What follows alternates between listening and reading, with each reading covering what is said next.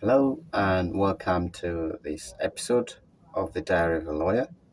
And today I want to talk about the transatlantic slave trade in light of the most recent public recognition and remembrance of the trade all over the world, notably in Europe.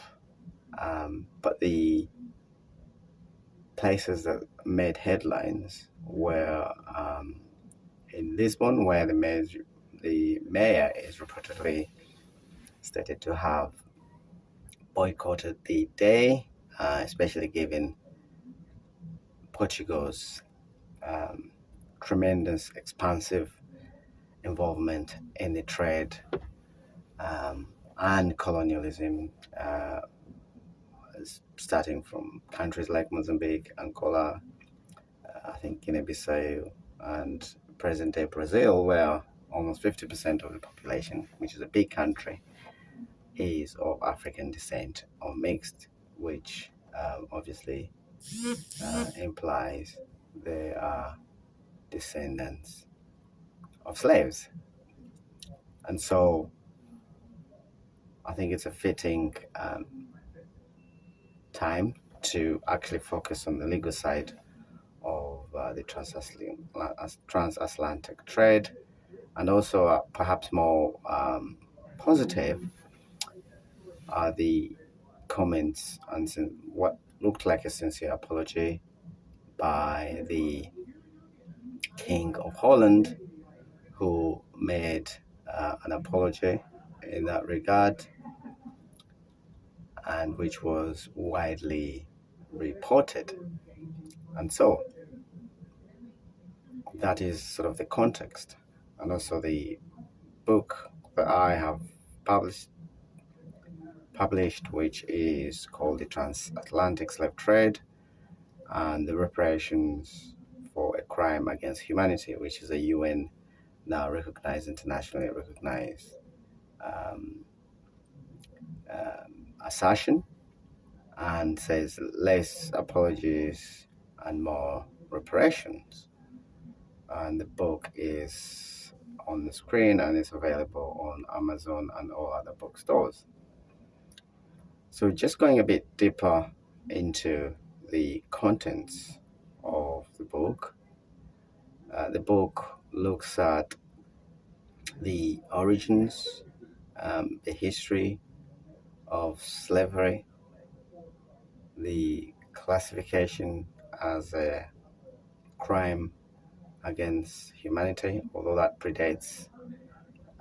classification predates the slavery itself that went on for centuries.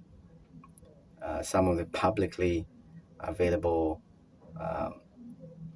resources, information regarding the countries that actually took part and benefited from the trade,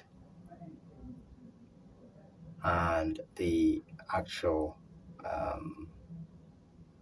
potential legal case, if there was one, was to make one, for reparations.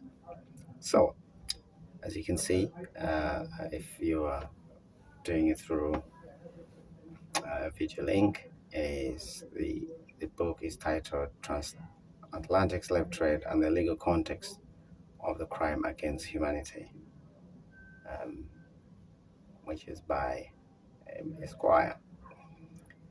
So, in July 2023, the Dutch King, William Alexander, made an emotional apology for his country's involvement in slavery. Now, the Dutch as a country benefit immensely from the transatlantic trade and colonialism, as did other present-day European and North American countries. An involvement that undoubtedly led to the current wealth and economic prosperity that many European, North American countries enjoy, including Australia and New Zealand.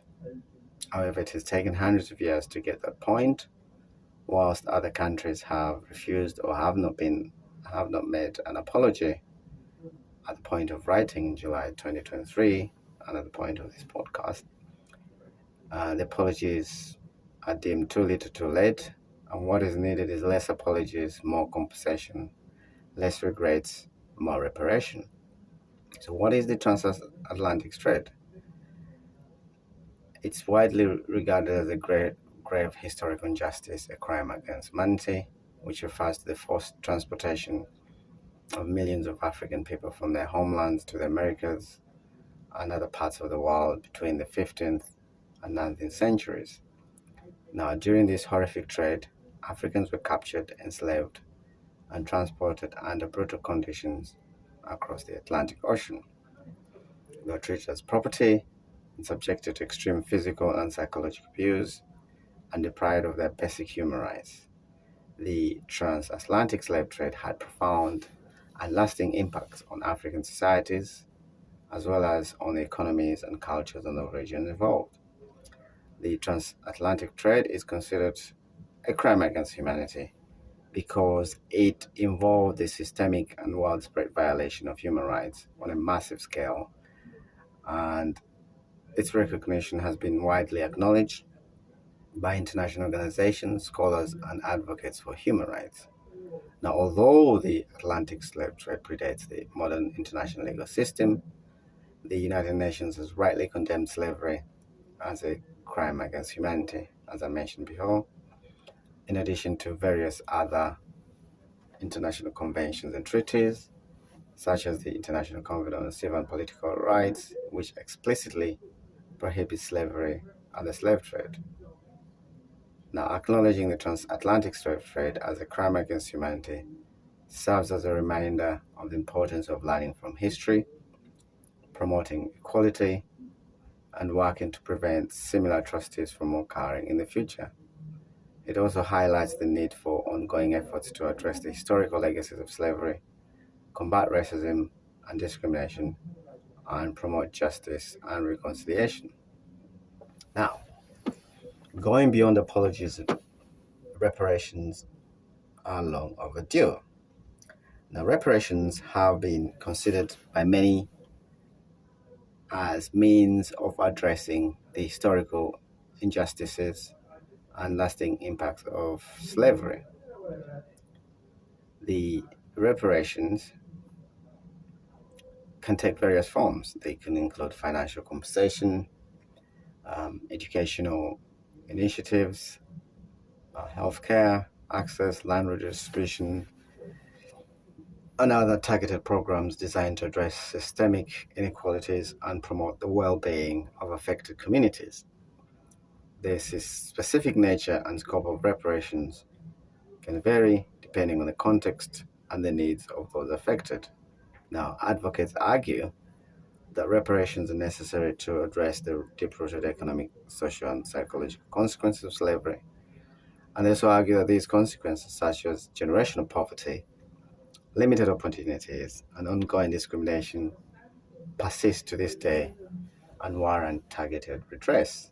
However, it's important to note that discussions around reparations can be complex and controversial, and critics may raise concerns about the practicability or the practicality, feasibility, or potential unintended consequences of implementing reparations. There are also debates regarding who can benefit from or should be eligible, as well as how to determine the appropriate methods and amounts of compensation. Now, just a summary on reparations. Um, they require an understanding of the historical context, ongoing impacts, and the perspectives of affected communities. And meaningful dialogue and engagement are essential in order to explore potential avenues for reparations and to work towards healing, justice, and equality. As a brief background, it's important to have an overview of the involvement on a country-by-country basis. We won't go into all the details, but the Dutch played a significant role during their colonial expansion and establishment of overseas colonies, and they were actively involved in various aspects of slave trade, both as slave traders and plantation owners in around the 17th and 18th centuries. Dutch traders participated in transatlantic trade, capturing and transporting Africans from West and Central Africa to the Dutch colonies in the Americas, such as Suriname, Curacao, and the Dutch Antilles. The Dutch West Indian Company played a significant role in organizing and profiting from the transatlantic trade. It wasn't just the Dutch, there are other countries as well now, such as Portugal, France, UK, Spain, and by also extension, directly or indirectly, some other Scandinavian countries. Now, what is the definition of crimes against humanity, and how does slavery come to fit into that description? So, the legal definition of crimes against humanity can be found in various international legal instruments, such as the Rome Statute of the International Criminal Court, which and customary international law. Article 7 of the Rome Statute defines crimes against humanity as specific acts committed as part of a widespread or systemic attack directed against any civilian population.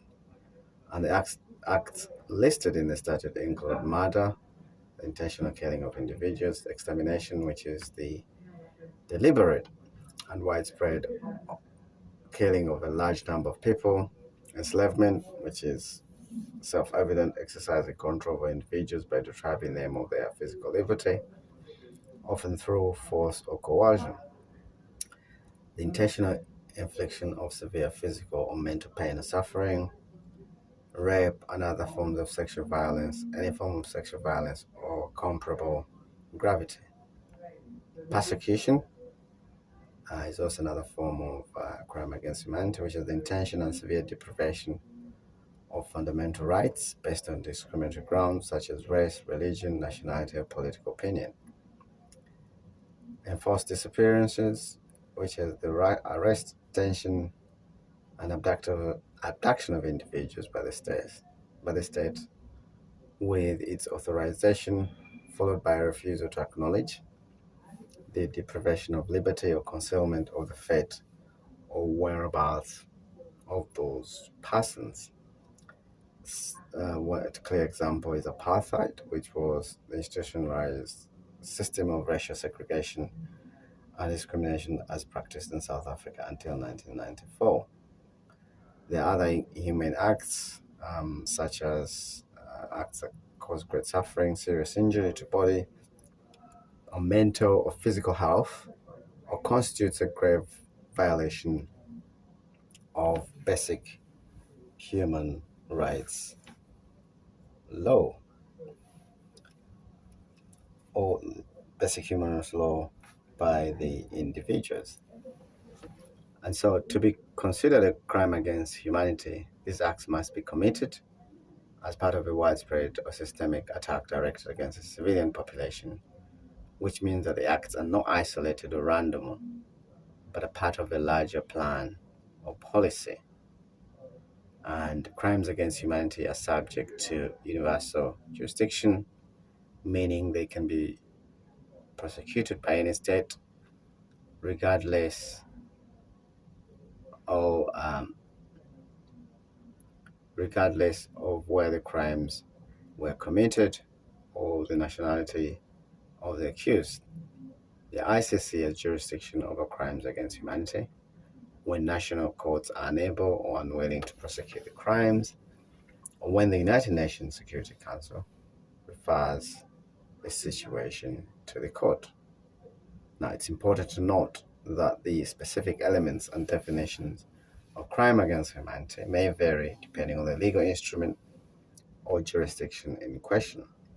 So, and last but not least, what would a legal case for reparations for the transatlantic slave trade look like? What would it require? Proponents of reparation argue that the descendants who were enslaved are still experiencing the socioeconomic and psychological consequences of that historical injustice and therefore should be compensated. Now, to institute a legal case for reparations, several key issues would need to be considered. One, historical evidence. Two, liability. Three, a legal basis. Four, causation and damages. And then have a complete picture. Once those all fall in place, is sort of the quantum and how the form that reparation would take on a case by case basis or community by community basis. So let's just quickly go through all those. The historical evidence would be essential to establish a clear connection between the harm suffered by individuals or communities as a result of the transatlantic trade and the current day conditions, and this would require presenting historical evidence of the scale and impact of the slave trade, as well as demonstrating the ongoing effects on descendants. I think that would be easily done. Then liability should be held legally responsible for reparations can be challenged because there were multiple actors, European countries, slave traders, slave owners, and institutions profited from slavery. Now, determining liability would require careful examination of historical documents and legal framework. Daunting, but still a very plausible prospect that can be overcome. Now, the legal argument could be built on various legal principles such as international human rights law, domestic laws against racial discrimination, or existing reparations precedents. And it would involve demonstrating that there's a legal basis to demand reparation for historical injustices. I suppose the legal technicality there is whether the law would be applied retrospectively, given that the current institutions of international law formed only around after the Second World War could apply to active alleged conduct that happened several centuries ago. Then finally, causation and damages. Now, establishing a causal link between the transatlantic slave trade and the current harm suffered by individuals or communities is crucial. This will require demonstrating the legacy of slavery that has had a significant. It will require demonstrating that the legacy of slavery has had a significant and ongoing impact on socioeconomic conditions, education, healthcare, and other relevant aspects. And so, once that is established, just a quick summary of what form the preparations will take. I briefly mentioned it above. So it could take various forms: financial compensation, education initiatives, healthcare programs, land redistribution, community development, mentoring, economic zones. There have been reparations for specific issues. We've had of the Bretton Woods Accord. We've had of the reparations for the crimes committed by Germany in the Second World War, and so forth and so forth. So there are models that could be adapted. But as often seen in public debates, reparations claims often face significant legal and political obstacles, including issues related to the statute of limitation, sovereign immunity, and the complexity of determining compensation. But ultimately, the pursuit of reparations for the transatlantic slave trade involves multifaceted legal, historical, and ethical considerations. Different countries and communities have approached this issue in various ways, but it remains a topic of ongoing debate and exploration. Legal definitions of crime against humanity. So that's just a summary of the issue of the transatlantic slave trade as a crime against humanity, and what a legal case for reparation would look like, and what form reparations would take. There's more. The book is fairly readable. It's called The Transatlantic Slave Trade and the Legal Context of the Crime Against Humanity by it's on Amazon, and all other online platforms and distributors. And so, there we shall leave it on this episode of the Diary of a Lawyer, and we shall speak again. Thank you and goodbye. Thanks for listening.